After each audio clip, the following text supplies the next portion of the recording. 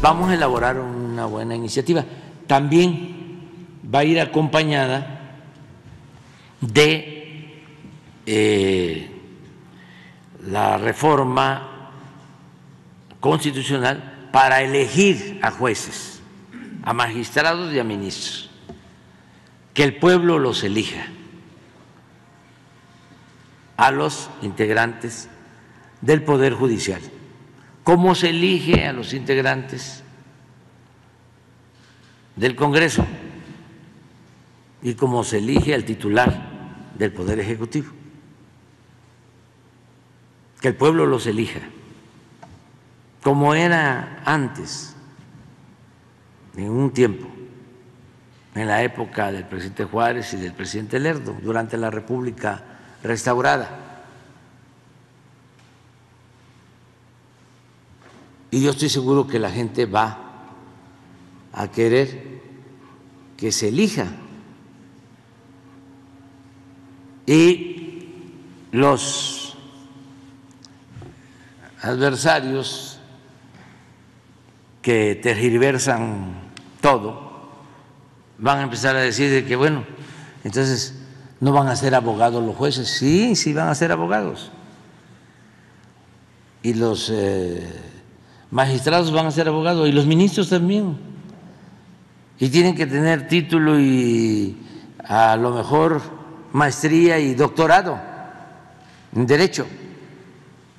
Y desde luego buena fama y cumplir con todos los requisitos, como era en la época de Juárez y de Lerdo. Se ponen los requisitos y el pueblo los conoce, porque es hasta ahora que se está sabiendo de que existe el Poder Judicial. O sea, conocían sobre el Poder Judicial las élites, pero el pueblo no. Porque, a ver, ¿qué han hecho los del Poder Judicial en beneficio del pueblo? Dígame una cosa que hayan hecho. Nada. Al contrario, últimamente se han dedicado a defender a las empresas nacionales y sobre todo extranjeras que afectan la economía popular. Por ejemplo, se dedicaron a defender a las empresas de la industria eléctrica, sí, y a las que hacen jugosos negocios y afectan el presupuesto público, los dineros del pueblo. Hay que seguir rescatando a la Comisión Federal de Electricidad, porque los tecnócratas corruptos, ofrezco disculpa por hablar de ellos, pero no nacimos ayer, o la vida pública no comenzó hace 4 años y medio. Durante el periodo neoliberal, el propósito era destruir a la Comisión Federal de Electricidad, que es una empresa pública, porque los que tenían tomado el gobierno, secuestrado el gobierno, querían poner por encima de todo el interés particular, no el interés público.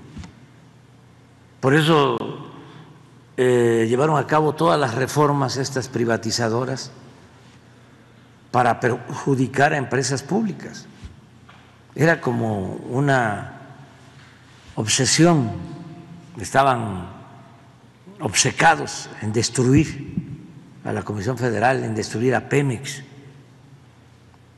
en destruir la educación pública. la salud pública. Eso no se debe de olvidar. Entonces, si hubiesen continuado ellos, la Comisión Federal estaría abasteciendo el 16% de la energía eléctrica del país. Esa es la proyección que tenían. Le iban a desaparecer y todo el mercado iba a quedar bajo control de las empresas particulares, nacionales y extranjeras. Entonces íbamos a estar padeciendo lo que sucedió en Europa con la crisis por la guerra de Rusia y Ucrania, como tuvieron problemas de abasto de gas, las tarifas de luz se fueron a las nubes, porque allá dominan las empresas particulares. No hay una empresa pública como la Comisión Federal de Electricidad. Entonces el modelo que querían era ese, o el que se aplique en Estados Unidos o en cualquier otra parte. Entonces nosotros lo que hemos hecho es rescatar a la Comisión Federal de Electricidad, invertir presupuesto público para que la Comisión genere más energía eléctrica y de esa forma no aumentar el precio de la luz. Eso es contrario al pensamiento conservador, mercantilista. A ellos no les importa. Acuérdense de los gasolinazos, acuérdense de todos los incrementos en el precio de la luz. Los podemos ver, de cómo en los sexenios anteriores aumentaba el precio de las gasolinas, del diésel, del gas, de la luz. Entonces, ahora hemos cumplido lo que ofrecimos, no aumentar en términos reales el precio de la luz, no aumentar el precio de los combustibles.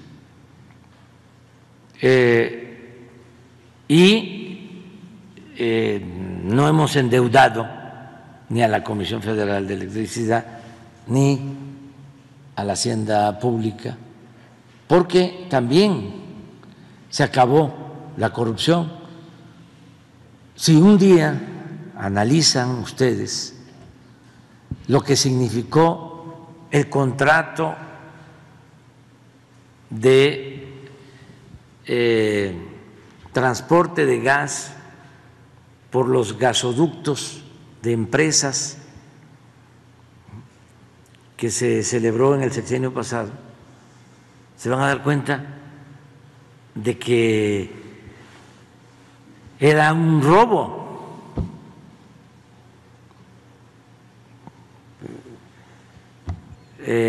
Los precios cobrados a la Comisión Federal, porque la Comisión Federal necesita para sus plantas gas, para sus termoeléctricas necesita gas. Entonces compraron el gas y justificaron esa compra de gas exagerada y contrataron el transporte de gas con ductos, con contratos a 20 años. Imagínense que al vencerse el contrato, de estarles pagando a los dueños de los ductos, se les quedaban a ellos los ductos, ni siquiera la Comisión Federal. Un poco lo que hicieron con los reclusorios.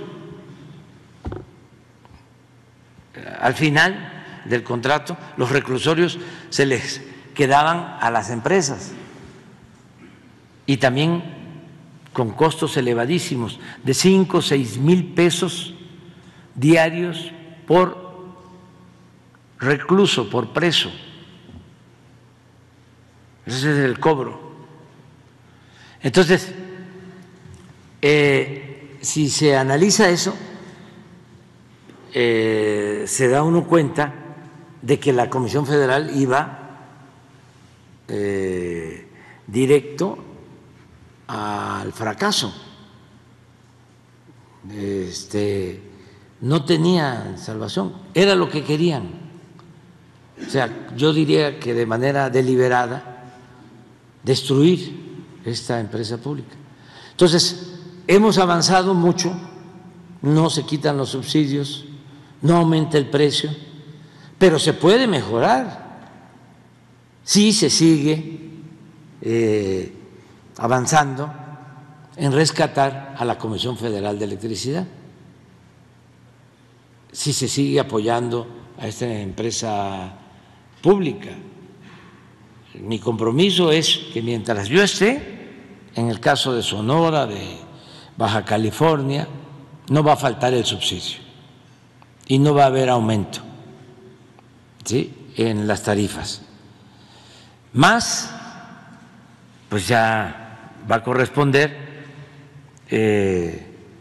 a quienes van a darle continuidad al proceso de transformación, y se puede, porque por ejemplo en el caso de Sonora no es nada más una planta solar, ahí se pueden crear 3, 4 plantas solares más. Yo voy a dejar recomendado el Plan Sonora. Ahora, hace 3, 4 días me dio María Elena Álvarez Bulla una muy buena noticia, porque ya el CONACYT, que es otro, porque el CONACYT estaba tomado también, secuestrado, con dinero del pueblo se subsidiaba la investigación de las grandes empresas, hasta las que vendían chatarra, con la llamada innovación tecnológica. Entonces eso ya no sucede. ¿Qué ha hecho el CONACYT ahora? Pues contribuyó para la creación de un ventilador cuando la pandemia, la vacuna patria, eso es de CONACYT, y ahora está haciendo trabajos muy importantes para sustituir agroquímicos, y empezó a trabajar en cómo separar la arcilla del litio, en el caso de Sonora, que es una tecnología que solo la tienen los chinos. Entonces ya María Elena me estaba informando que llevan 95% de avance, que sí se puede lograr la separación de la arcilla del litio. Gran avance. Esto para Sonora va a significar mucho. El litio es de la nación y es pues un mineral estratégico para las baterías. Pues en Sonora, como todos sabemos, se extrae cobre, es el segundo productor de cobre del mundo, se tiene la energía solar, se tiene pues la frontera con Arizona, que están ahora invirtiendo mucho en los chips, en los semiconductores. Entonces el Plan Sonora lo vamos a dejar encaminado.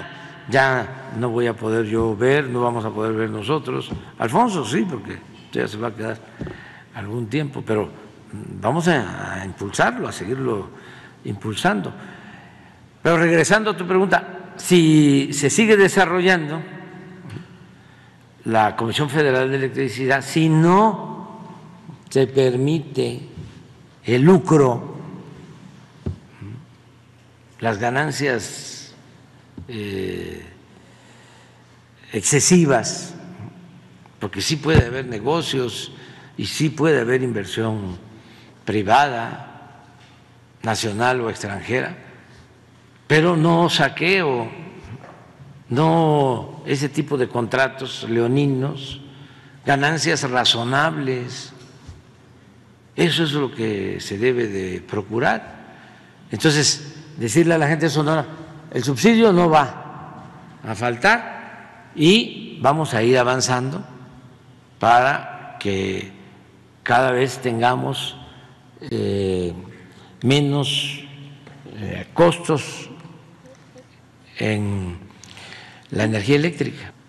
No se podría estar sin la luz, más en donde hay esas temperaturas, ¿no?, extremosas, pero sobre todo altas temperaturas, mucho calor. Entonces sí es importante, yo no me opongo a eso, pero realistamente, o sea, no quiere decir que sea malo plantearlo. O sea, uno siempre tiene que tener un ideal. Y la política consiste, entre otras cosas, en convertir los ideales en realidad.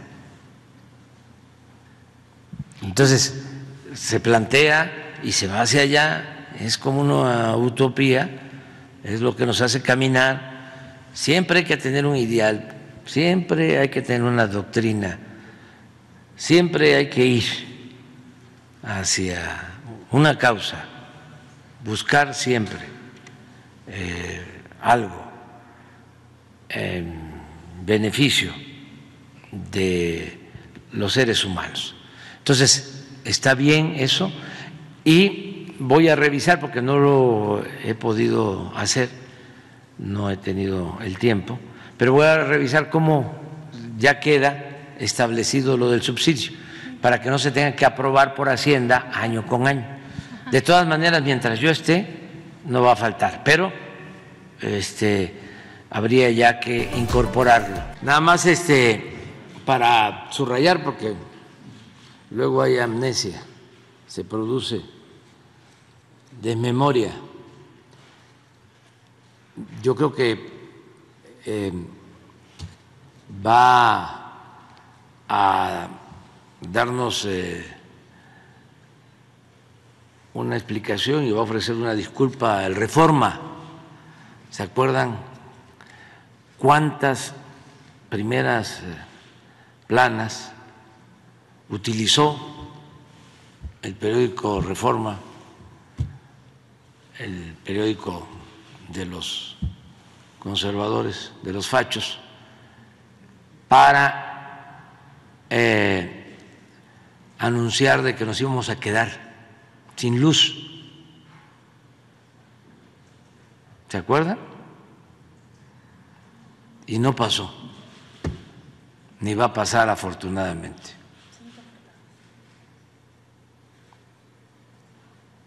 ¿Cuántas portadas? 5 portadas.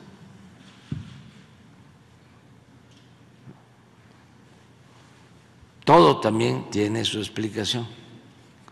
Hay un dicho popular según el cual por algo será. Siempre se dice por algo será. Y hay otro más político que dice ¿de parte de quién? Cada vez que hay un golpe. Y es que el Reforma pues tiene como mecenas, entre otros, ¿no?,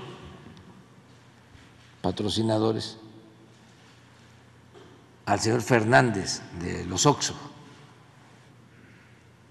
que está muy molesto porque se ha dicho y todavía está por corregirse, de que tiene un subsidio y paga menos luz en los Oxxos que lo que paga una familia de clase media por el consumo doméstico de energía eléctrica. Y además no pagaba impuestos y tuvo que pagar como 10,000 millones de pesos de impuestos. Se quedó muy molesto. Y además, no olvidemos que la reforma surge durante el gobierno de Carlos Salinas de Gortari. El rescate de Pemex, como el rescate de la Comisión Federal de Electricidad, partió de varios criterios, ¿no?, fundamentales. Permíteme ahorita nada más. Es que es importante. Primero, acabar con la corrupción, tanto en Pemex como en la Comisión Federal de Electricidad. Una de las empresas con más corrupción, no solo en México, en el mundo, era Pemex.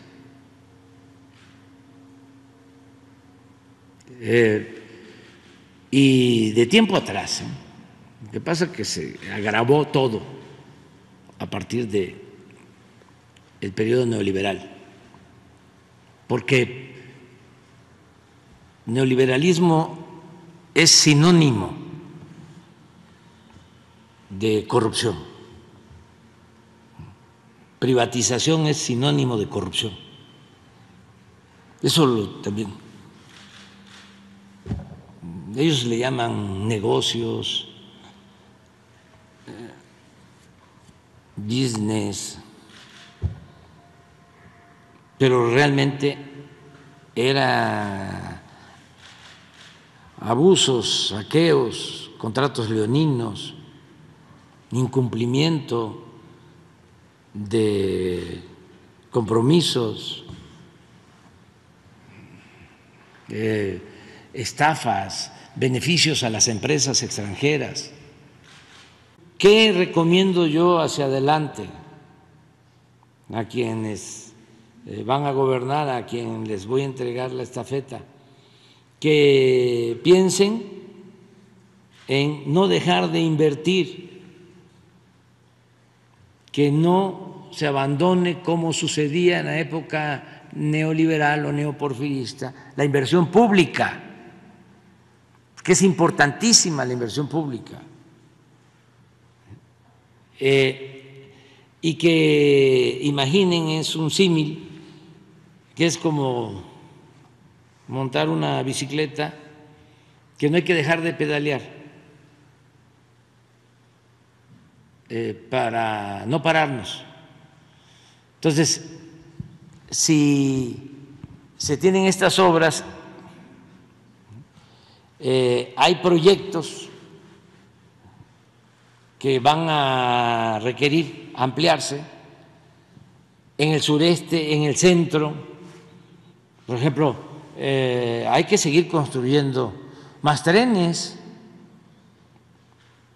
el tren hacia el centro, hacia el norte del país, el tren de pasajeros.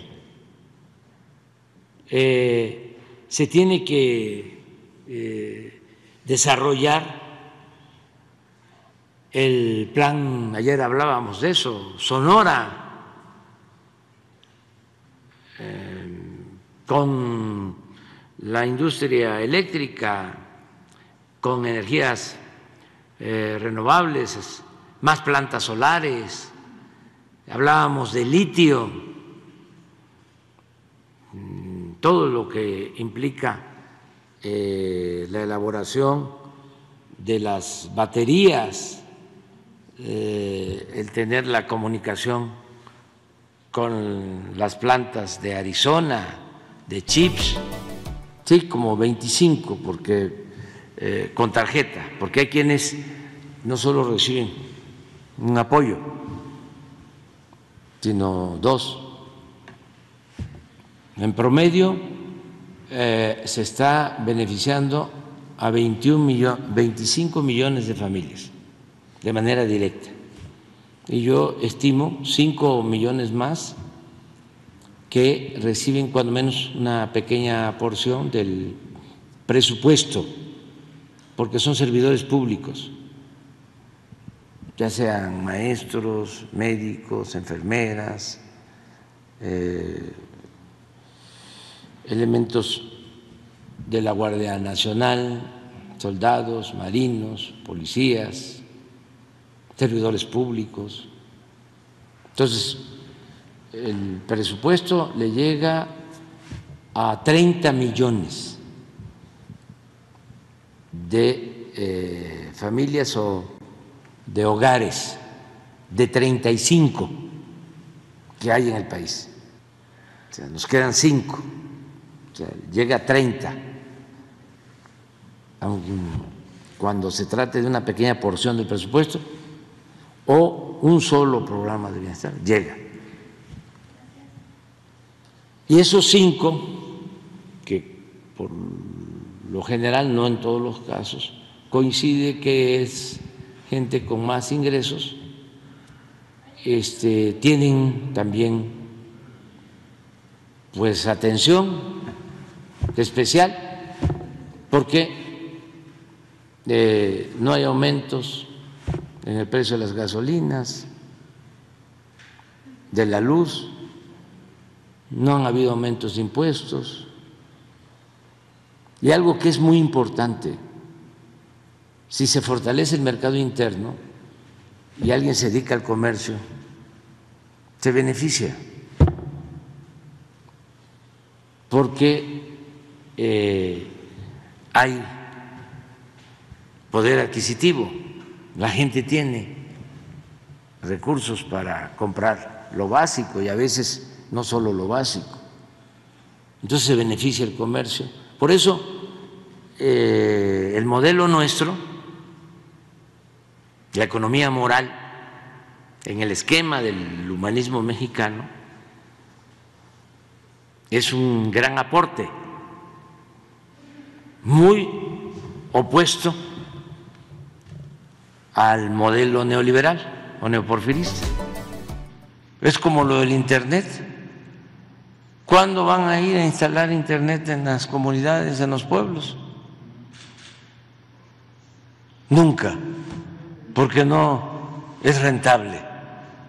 Así era antes de que se nacionalizara la industria eléctrica.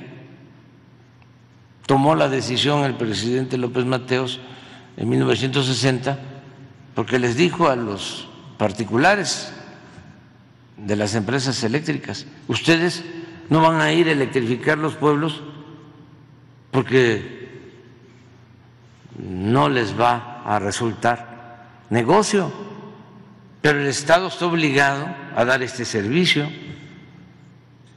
Y por eso, a partir de que se nacionaliza la industria eléctrica, se electrifican todos los pueblos de México. Es lo mismo que en el caso del Internet y es lo mismo en el caso de los bancos.